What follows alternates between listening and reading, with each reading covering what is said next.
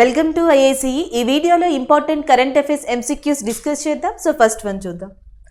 First one, national teachers day is observe every year to mark the birth anniversary of. So మనకి national teachers day అనేది ఎప్పుడు celebrate చేస్తాము అంటే September 5th అని అందరికీ తెలుసు. సో అది ఎవరి జ్ఞాపకార్థంగా అంటే డాక్టర్ సర్వేపల్లి రాధాకృష్ణ గారు. కాబట్టి option B is a correct answer. So September 5th is recognized as a National Teachers Day. అలాగే భారతదేశపు మొట్టమొదటి ఉపరాష్ట్రపతి, the first vice president of India కింద ఉన్నది డాక్టర్ సర్వేపల్లి రాధాకృష్ణ గారు. అలాగే భారతరత్నాన్ని మొట్టమొదటిగా ముగ్గురికి ఇవ్వడం జరిగింది. ఆ ముగ్గురి గ్రహీతల్లో వన్ ఆఫ్ ద ఫస్ట్ రెసిపిటెంట్గా ఉన్నది మనకి డాక్టర్ సర్వేపల్లి రాధాకృష్ణ గారు.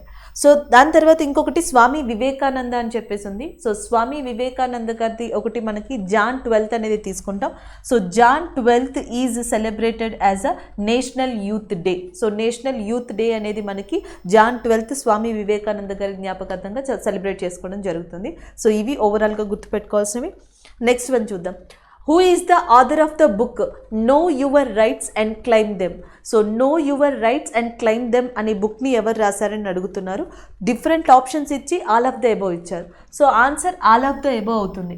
వాస్తవానికి know your rights and claim them, again I'm repeating, know your rights and claim them అనే బుక్ని రాసింది మనకి ఏంజెలీనా జోలీ. సో ఈమె ప్రముఖ హాలీవుడ్ సెలబ్రిటీగా చెప్తున్నారు. అలాగే ప్రపంచవ్యాప్తంగా చిల్డ్రన్స్ రైట్స్ కోసం పోరాడుతున్నారు ఈమె. సో ఏంజెలీనా జోలీ స్వతహాగా know your rights claim them అనే బుక్ని రాశారు. దానికి అమ్నిస్టీ ఇంటర్నేషనల్ ఏదైతే లండన్ కేంద్రంగా పనిచేస్తుందో, సో ఇది లండన్ కేంద్రంగా పనిచేస్తుంది హ్యూమన్ రైట్స్ కోసం.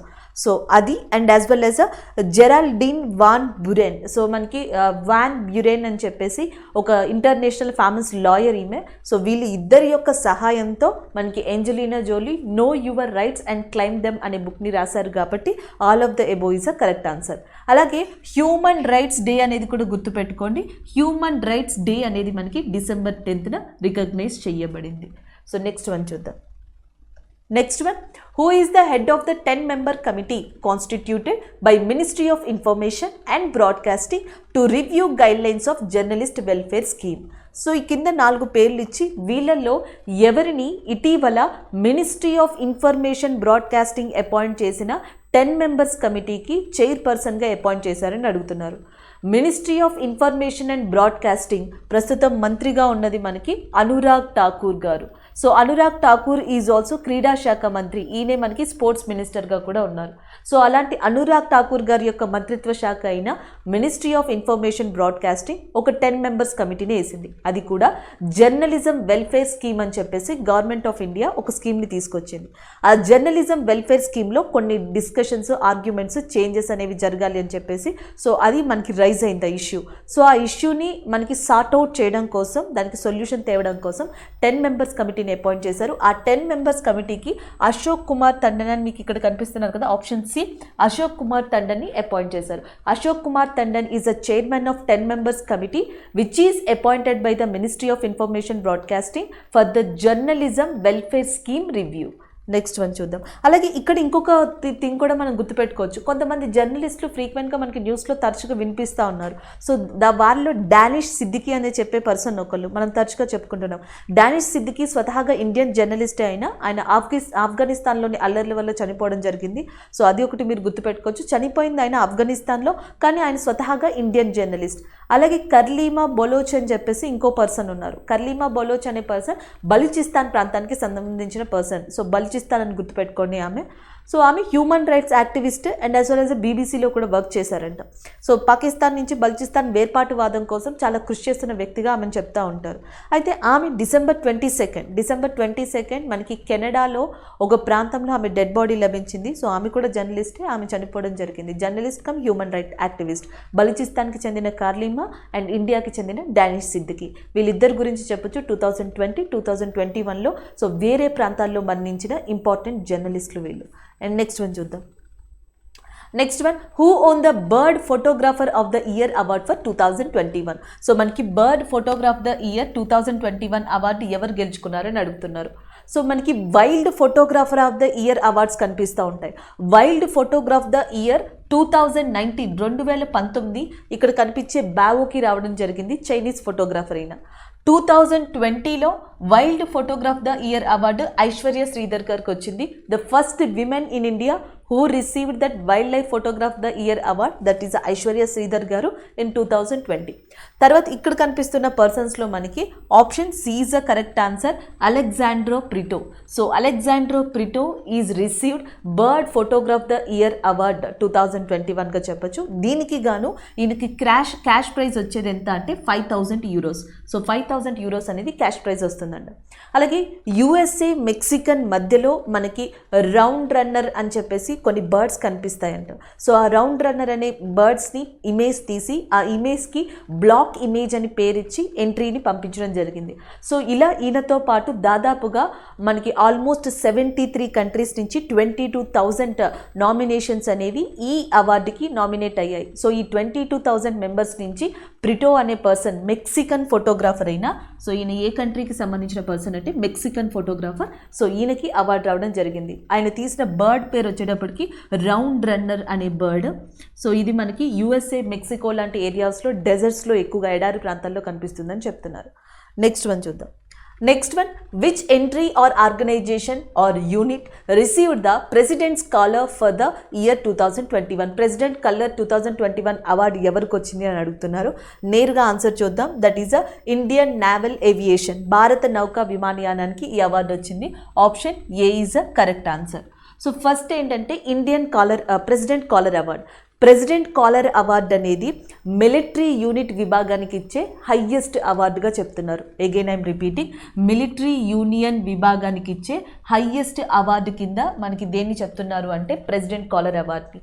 సో ఈ అవార్డు ఇవ్వడానికి ఎలిజిబిలిటీ ఏంటి అంటే ఒక మిలిటరీ యూనిట్ విభాగం దాదాపుగా 25 years ఎక్స్పీరియన్స్ కలిగి ఉండాలి. ఫస్ట్ ఎలిజిబిలిటీ అంటే అది.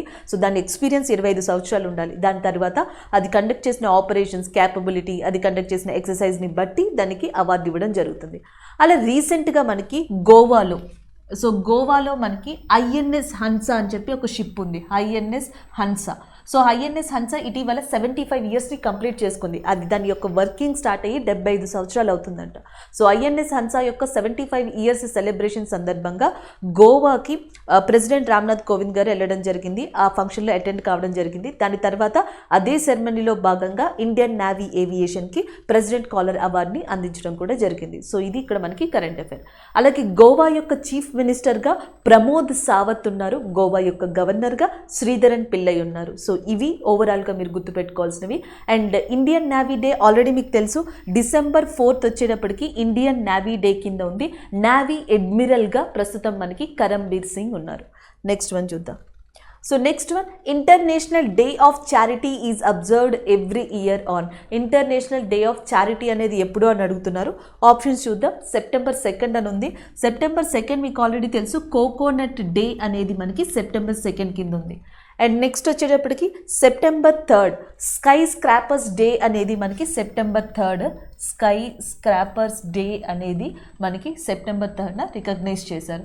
September 1st వీక్ మీకు తెలిసిందే న్యూట్రిషన్ వీక్. ఇంకా September 4th and 5th September ఉన్నాయి కదా. ఆన్సర్ వచ్చేసి option D is the correct answer, 5th September. 5th September national teachers day and as well as international day of charity అని కూడా అంటారు. ఎందుకంటే national teachers day Sarvepalli Radhakrishna గారి జ్ఞాపకార్థం అయితే, మదర్ తెరిసా వచ్చేటప్పటికి 5th September 1997 మరణించారంట. సో ఆమె యొక్క డెత్ డేని పురస్కరించుకుని మనకి ఇంటర్నేషనల్ డే ఆఫ్ చారిటీ అనేది United Nations September 5th recognise చేసింది. ఆవిడ order of the missionaries of charity అనే ఒక సంస్థని కూడా స్థాపించింది. Order of the missionaries of charity అనే దాన్ని మదర్ తెరిసా గారు స్థాపించడం జరిగింది. అలాగే మదర్ తెరిసా గారికి 1981 ఆమెకి భారతరత్న కూడా అందుకోవడం జరిగింది. ఫస్ట్లో రాధాకృష్ణ గారు అందుకున్నారు. సో దాని తర్వాత 1981లో మనకి మదర్ తెరిసా గారు కూడా భారతరత్న అవార్డుని అందుకోవడం జరిగింది. సో ఆమె పేరు మీద ఆమె డెత్ డేని పురస్కరించుకుని ఇంటర్నేషనల్ చారిటీ డే అనే దాన్ని యునైటెడ్ నేషన్ రికగ్నైజ్ చేసింది. Next one. సో నెక్స్ట్ వచ్చేటప్పటికి which station has become the 5th station to be awarded with the 5-star eat right station certification by food safety standard authority of India.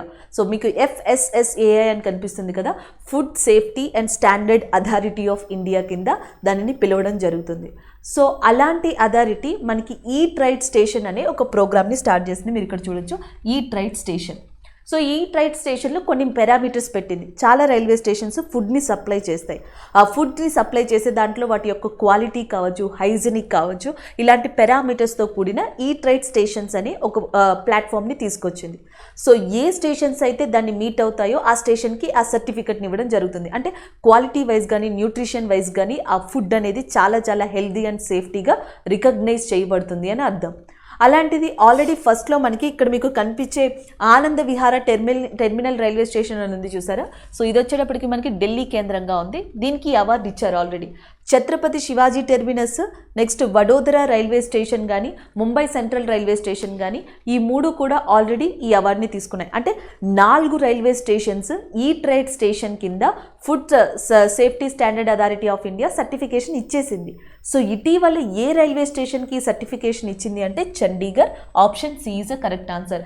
Chandigarh is the 5th railway station in India which is received the 5-star certification of eat right station which is provided by food safety standard authority of India. అలాగే చండీగఢ్ యొక్క అడ్మినిస్ట్రేటర్గా ఉన్నది మనకి బన్వరిలాల్ పురోహిత్ గారు. అదే బన్వరిలాల్ పురోహిత్ గారు పంజాబ్కి గవర్నర్గా ఉన్నారు ప్రస్తుతం, అండ్ తమిళనాడుకి కూడా గవర్నర్గా ఉన్నారు. అండ్ చండీగఢ్ అడ్మినిస్ట్రేషన్ ఇటీవల ఇండియన్ ఎయిర్ ఫోర్స్తో ఒక ఒప్పందాన్ని కుదుర్చుకుంది. ఆ ఒప్పందం ప్రకారం చండీగఢ్ యొక్క గవర్నమెంట్ ప్రెస్ బిల్డింగ్ దగ్గర ఇండియన్ ఎయిర్ ఫోర్స్ యొక్క హెరిటేజ్ సెంటర్ని త్వరలో నిర్మించబోతున్నారు. అలాగే ఎయిర్ ఫోర్స్ డే వచ్చేటప్పటికి అక్టోబర్ 8గా ఉంది. ఎయిర్ మార్షల్గా ప్రస్తుతం మనకి భదూరియా ఉన్నారు.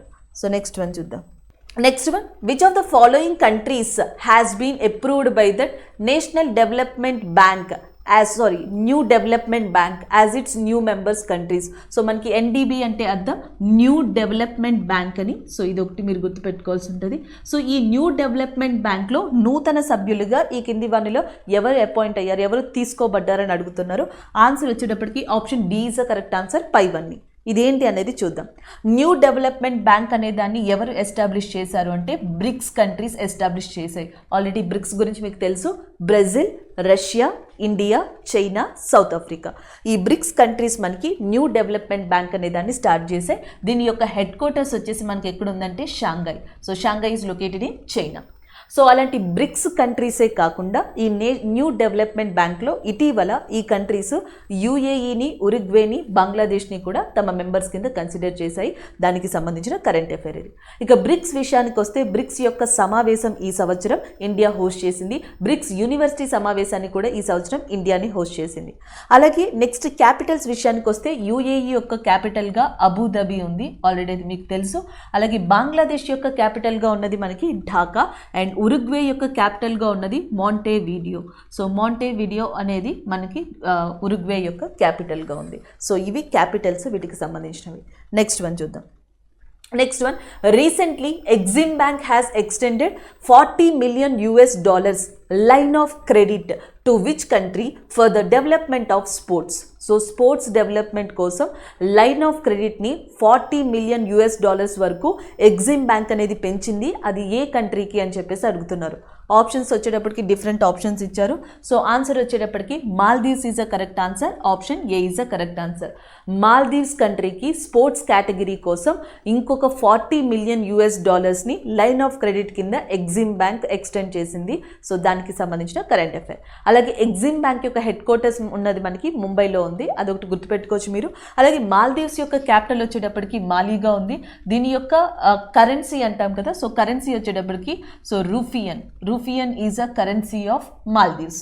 అలాగే ఖతార్ యొక్క క్యాపిటల్ వచ్చేటప్పటికి Doha, Qatari riyal is a currency of Qatar కింద ఉంది. సో నెక్స్ట్ శ్రీలంక వచ్చేటప్పటికి Sri Lankan rupee is a currency of Sri Lanka. Colombo, Jayawardenepura Kotte ఈ రెండు దీని క్యాపిటల్స్గా ఉన్నాయి. ఒకటి జయవర్ధనపుర కోటే అండ్ ఇంకొకటి Colombo is a capitals of Sri Lanka. ఇంకా మలేషియా వచ్చేటప్పటికి మలేషియాలో మనకి Kuala Lumpur is the capital of Malaysia. Malaysian ringgit అనేది దీని యొక్క కరెన్సీగా ఉంది. ఒకసారి మళ్ళీ రిపీట్ చేద్దాం. మలేషియా క్యాపిటల్ వచ్చేటప్పటికి కూలాలంపూర్, మలేషియా యొక్క కరెన్సీ వచ్చేటప్పటికి రింగెట్. అలాగే వరల్డ్ బ్యాడ్మింటన్ ఛాంపియన్షిప్ సో 2026లో ఇండియా నిర్వహించబోతుంది.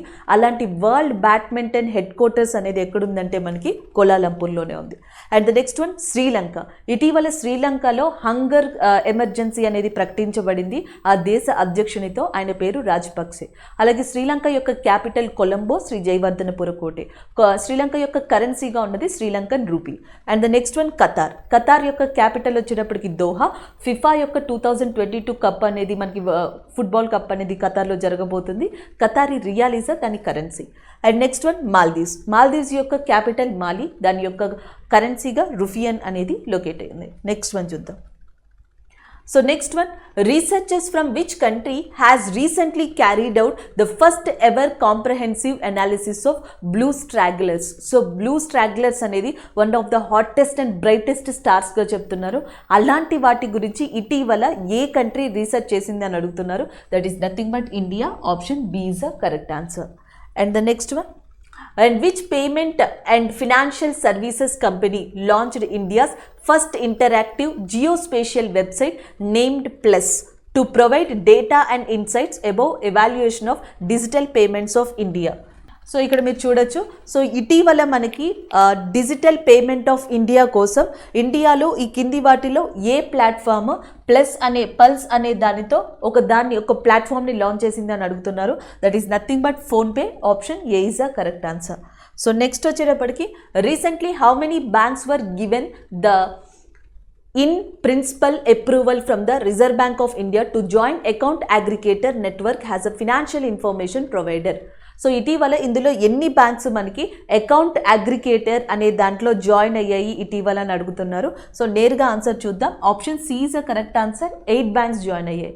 సో ఇదేంటంటే జనరల్గా ఒక ఇండివిజువల్ కస్టమర్ దగ్గర నుంచి వాళ్ళ యొక్క కన్సెంట్తో, వాళ్ళ యొక్క పర్మిషన్తోనే డేటాని కలెక్ట్ చేస్తారు. ఆ డేటాని కొన్ని గ్రూప్ ఆఫ్ ఫినాన్షియల్ ఇన్స్టిట్యూట్స్ కానీ కొన్ని గ్రూప్ ఆఫ్ బ్యాంక్స్కి కానీ షేర్ చేస్తారు. దీనివల్ల ఇండివిజువల్ కస్టమర్ యొక్క పొటెన్షియాలిటీ కానీ ఆ కస్టమర్కి ఎలాంటి సర్వీసెస్ కావాలి, ఎలాంటి సర్వీసెస్ ప్రొవైడ్ చేయాలనే దాని మీద మిగతా బ్యాంక్స్కి ఒక అవగాహన ఏర్పడుతుంది. సో ఈ మొత్తం ప్రాసెస్ని మనకి అకౌంట్ అగ్రిగేటర్ నెట్వర్క్ అని పిలుస్తున్నారు. ఈ అకౌంట్ అగ్రిగేటర్ నెట్వర్క్లో ఇటీవల 8 బ్యాంక్స్ జాయిన్ అయ్యాయి. ఈ 8 బ్యాంక్స్లో ఎస్బీఐ బ్యాంక్ ఉంది, ఐసిఐసిఐ బ్యాంక్ ఉంది, హెచ్డిఎఫ్సి ఉంది, యాక్సిస్ ఉంది, ఫెడరల్ బ్యాంక్ ఉంది, కోటక్ మహీంద్రా ఉంది, ఐడిఎఫ్సి ఉంది, అండ్ ఇండస్ ఇండ్ అనే బ్యాంక్స్ ఉన్నాయి. ఒకసారి మళ్ళీ చూద్దాం. ఒకటి ఎస్బీఐ బ్యాంక్ ఈజ్ దేర్, దానితో పాటు Axis bank is there, ICICI bank is there, and HDFC bank is there, and next IDFC అనే బ్యాంక్ ఉంది, ఇండస్ ఇండ్ అనే ఇంకొక బ్యాంక్ ఉంది, అండ్ వాటితో పాటు Kotak Mahindra bank is there, and Federal bank is there. So Federal bank, Kotak Mahindra bank, IndusInd bank, IDFC bank, ICICI, HDFC, SBI, Axis ఇవన్నీ కూడా మనకి ఏదైతే ఈ అకౌంట్ అగ్రిగేటర్ నెట్వర్క్ అంటున్నామో సో దాంట్లో జాయిన్ అయ్యాయి. అలాగే ఎస్బీఐ యొక్క డే అనేది జూలై 1గా ఉంది, దీని ఫౌండేషన్ డే. అండ్ నెక్స్ట్ వచ్చేటప్పటికి ఇక్కడ యాక్సిస్ బ్యాంక్ అని ఉంది చూసారా. యాక్సిస్ బ్యాంక్ ఇటీవల మనకి డిఫెన్స్ కోసం పవర్ సెల్యూట్ అనే యాప్ని ప్రొవైడ్ చేసింది. పవర్ సెల్యూట్ అనే ఫీచర్ని ప్రొవైడ్ చేయడం జరిగింది. So next ICICI salute to doctors అనే ఒక ఫీచర్ని తీసుకురావడం జరిగింది. సో సలాం దిల్సే అనే డాక్టర్స్ కోసం ఒక ఫీచర్ని తీసుకొచ్చింది హెచ్డిఎఫ్సి. సో ఇలా మనం కొన్ని వాటిని గుర్తుపెట్టుకోవచ్చు. నెక్స్ట్ వన్ చూద్దాం. So next one, according to the state world trees 2021 report, and what percentage of tree species are threatened with extinction in India? So ఇక్కడ ఏమని అడుగుతున్నారంటే స్టేట్ ట్రీస్ రిపోర్ట్ ప్రకారం, వరల్డ్ ట్రీస్ రిపోర్ట్ ప్రకారం ఇండియాలో ఎన్ని చెట్లు ప్రమాదానికి దగ్గరలో ఉన్నాయి, ప్రమాదానికి గురి అయి ఉన్నాయి అని అడుగుతున్నారు. సో ఆప్షన్స్లో డిఫరెంట్ ఆప్షన్స్ ఇచ్చారు. ఆన్సర్ వచ్చేటప్పటికి option A is the correct answer, 18%. So అసలు ఈ రిపోర్ట్ ఏంటి అంటే మనకి బొటానిక్ గార్డెన్ కన్జర్వేషన్ ఇంటర్నేషనల్, మళ్ళీ చెప్తున్నాను, బొటానిక్ గార్డెన్ కన్జర్వేషన్ ఇంటర్నేషనల్. ఈ సంస్థ 1987లో లండన్ కేంద్రంగా యూకేలో ప్రారంభించబడింది. ఇది దాదాపుగా 100 కంట్రీస్ యొక్క ట్రీస్ ఇన్ఫర్మేషన్ తీసుకుని ఆ డేటాని ప్రచురిస్తుంది. అలాగే ఈ సంవత్సరం state of the world's trees 2021 రిపోర్ట్ని ఇది ఇవ్వడం జరిగింది. ఈ రిపోర్ట్లో ఇండియాలో 655కు పైగా డిఫరెంట్ ట్రీస్ ఉన్నాయని, ఇవి ప్రపంచంలో ఎక్కడా కనిపించో, ఓన్లీ ఇండియాలో మాత్రం ఎస్పెషల్లీ లొకేట్ అయి ఉంటాయని, ప్రపంచంలో కనిపించినా అవి చాలా అరుదుగా కనిపిస్తాయని, మోస్ట్లీ ఇండియాలోనే లొకేట్ అయ్యి ఉంటాయని చెప్పడం జరిగింది. రెండోది, అండ్ ఫ్యూచర్లో 18% ఆఫ్ ట్రీస్ ఆఫ్ ఇండియా అంతరించిపోయే ప్రమాదం ఉంది ఎన్విరాన్మెంటల్ ప్రాబ్లం వల్ల, పొల్యూషన్ ప్రాబ్లం వల్ల అని కూడా చెప్పడం జరిగింది. కాబట్టి option A is a correct answer. ఈ రిపోర్ట్ని ఇచ్చింది బొటానిక్ గార్డెన్ అండ్ కన్జర్వేషన్ ఇంటర్నేషనల్గా చెప్పచ్చు. నెక్స్ట్ వన్ చూద్దాం.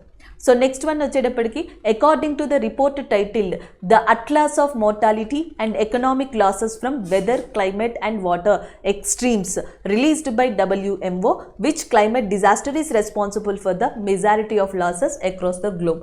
ఇదేం లేదండి, వరల్డ్ మెట్రలాజికల్ ఆర్గనైజేషన్ అని ఉంది. వరల్డ్ మెట్రలాజికల్ ఆర్గనైజేషన్ జెనీవా కేంద్రంగా పనిచేస్తుంది స్విట్జర్లాండ్లో. సో ఈ వరల్డ్ మెట్రలాజికల్ ఆర్గనైజేషన్ డిజాస్టర్స్, ప్రకృతి వైపరీత్యాలకి సంబంధించి ఒక రిపోర్ట్ ఇచ్చింది. సో ఈ ప్రకృతి వైపరీత్యాలకి సంబంధించిన రిపోర్ట్ 1970 నుంచి 2019 మధ్యలో ఉన్న వాటి మీదుగా ఆధారపడి ఇచ్చింది. సో దీంట్లో ఏం చెప్తుంది అంటే, సో దాదాపుగా ఈ పీరియడ్ మధ్యలో 1970 నుంచి 2019 మధ్యలో 11,000 డిజాస్టర్స్ ఏర్పడ్డాయంట. దీనివల్ల ప్రపంచవ్యాప్తంగా 2 మిలియన్ పీపుల్ అనే వాళ్ళు చనిపోయారు, మరణించారు. అలాగే $3.4 ట్రిలియన్ అనేది నష్టం వాటిల్లింది అని చెప్తున్నారు. దీంట్లో సైక్లోన్స్ వచ్చాయి, ఫ్లడ్స్ వచ్చాయి, అండ్ యాక్సిడెంట్స్, ఫైర్ యాక్సిడెంట్స్ ఉన్నాయి, అర్త్ క్వేక్స్ ఉన్నాయి, ఫ్లడ్స్ ఉన్నాయి, డ్రాట్స్ ఉన్నాయి. అండ్ ఈ అన్ని ప్రకృతి వైపరీత్యాల్లో దాదాపుగా 6,75,000 మంది దాకా చనిపోయింది. దేనికోసము అంటే దట్ ఈస్ అ డ్రాట్స్, కరువు. మెజారిటీ పర్సంటేజ్ ఇది ఉంది. సో ఫ్లడ్స్ వల్ల, సైక్లోన్స్ వల్ల 5,55,000 మంది దాకా చనిపోయారంట. మిగిలిన పర్సంటేజ్ అంతా అర్త్ క్వేక్స్ లాంటి వాటి వల్ల ఉంది. అంటే ఈ మొత్తం 11,000 డిజాస్టర్స్, ప్రకృతి వైపరీత్యాల్లో అత్యధికంగా చనిపోయింది ప్రజలు దేనివల్ల అంటే కరువు వల్ల. ఇట్స్ అ డ్రాట్ అని చెప్తున్నారు. కాబట్టి option C is the correct answer. Next one చూద్దాం. Next one, recently who has been appointed as the CMD of Rashtriya Ispat Nigam limited. So Rashtriya Ispat Nigam limited అనేది ఒక స్టీల్ మ్యానుఫ్యాక్చరింగ్ కంపెనీ. ఇది విశాఖపట్నం కేంద్రంగా పనిచేస్తుంది. సో దానికి MDగా ఎవరు అపాయింట్ అయ్యారు అని అడుగుతున్నారు. డిఫరెంట్ ఆప్షన్స్ ఇచ్చారు. అరవింద్ కుమార్, వర్తికా శుక్లా. మీకు వర్తికా శుక్లా గుర్తుండే ఉంటారు. ఇంజనీరింగ్స్ ఇండియా లిమిటెడ్కి ఫస్ట్ విమెన్ CMDగా అపాయింట్ అయింది మనకి వర్తికా శుక్లా గారే. సో ఈ ముగ్గురులో కూడా మనకి అతుల్ భాట్ ఎవరైతే ఉన్నారో, option D is the correct answer. Atul Bhatt is a new CMD of Rashtriya Ispat Nigam limited, which is headquarters located in Visakhapatnam, Andhra Pradesh. Next one చూద్దాం. So next one, who has been appointed as the MD of Shamrao Vithal cooperative bank. Shamrao Vithal cooperative బ్యాంక్కి MDగా ఎవరు appoint అయ్యారని అడుగుతున్నారు. So options వచ్చేటప్పటికి Shyam Srinivasan, Ashish Singal, AS Rajeev and Apoorva Chandra అని చెప్పేసి ఉన్నారు. సో ఆన్సర్ వచ్చేసేటప్పటికి Ashish Singhal is a correct answer. Option C. Ashish Singhal అనే పర్సన్ ఇటీవల SVS కోఆపరేటివ్ బ్యాంక్కి నూతన CMDగా అపాయింట్ అయ్యారు. Option C is a correct answer. SVS bank అనేది హెడ్ క్వార్టర్స్ వచ్చేసి మనకి ముంబై కేంద్రంగా ఉంది. సో అది కూడా మీరు గుర్తుపెట్టుకోవచ్చు. అండ్ నెక్స్ట్ వన్ వచ్చేటప్పటికి, which country is hosting bright star multinational joint military drill with 21 countries in Mediterranean sea. మధ్యధార సముద్ర కేంద్రంగా 21 కంట్రీలతో కలిసి అతిపెద్ద ఎత్తున బ్రైట్ స్టార్ అనే ఎక్సర్సైజ్ ఏ కంట్రీ కండక్ట్ చేస్తుంది అని అడిగారు. So that is nothing but ఈజిప్ట్గా చెప్పచ్చు. Option A is a correct answer. So Egypt దాదాపుగా 21 సంవత్సరాల క్రితం అంటే 1981లో ఇజ్రాయెల్ కంట్రీతో కలిసి ఫస్ట్ టైం బ్రైట్ స్టార్ అనే ఎక్సర్సైజ్ని మొదలుపెట్టింది, ఒక పీస్ కీపింగ్ మూవ్గా. సో దాని తర్వాత ప్రతి 2 సంవత్సరాలకు ఒకసారి ఈజిప్ట్ ఈ యుద్ధ విన్యాసాన్ని కండక్ట్ చేసుకుంటూ వస్తుంది. అయితే ఇటీవల కోవిడ్ కారణంగా లాస్ట్ టైం సరిగ్గా కండక్ట్ చేయలేకపోయింది. అందుకని చెప్పేసి సో 21st ఇయర్ అంటే అది స్టార్ట్ అయ్యి 21 సంవత్సరాలు అవుతుంది. 2021 ఈ ఎక్సర్సైజ్ అతిపెద్ద ఎత్తున దాదాపుగా 21 కంట్రీలు, దీంట్లో USA, UK, France, UAE, Saudi Arabia and Jordan లాంటి కంట్రీస్ అన్నీ ఉన్నాయి. ఈ కంట్రీలతో కలిపి బ్రైట్ స్టార్ అనే యుద్ధ విన్యాసాన్ని మధ్యధారా సముద్రం దగ్గర ఈజిప్ట్ మిలిటరీ బేస్ కేంద్రంగా ఈజిప్ట్ నిర్వహించబోతుంది. కాబట్టి option A is a correct answer. Thank you.